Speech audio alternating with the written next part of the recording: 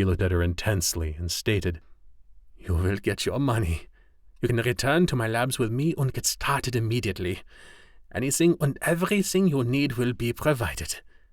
Her temper almost showed, but she checked it as she retorted, "I will work in my own space, sir.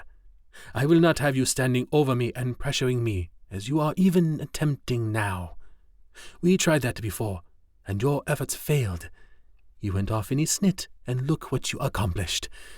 If you place those sorts of constraints on me, I will do nothing, and you will die a painful death."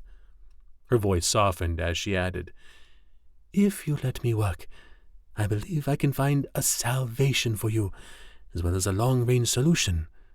Your experimentation has resulted in 2 goals, with one being more critical now than the original." He looked almost beaten.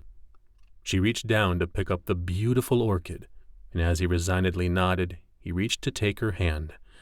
She extended her hand with the flower into his open palm, almost relieved that they'd actually reached agreement. He covered her hand with his other hand. Before she could react, she felt the hypodermic needle slide into her skin.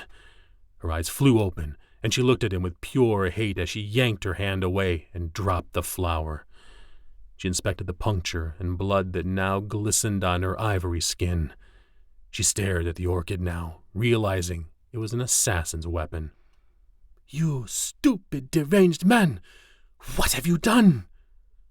He gently picked up the flower and, as he studied it, said, "The orchid, how beautiful in life, and how empty in death." His face turned to stone as he continued, "Even though you have refused my offer of marriage and security, I feel as though our lives are already intertwined.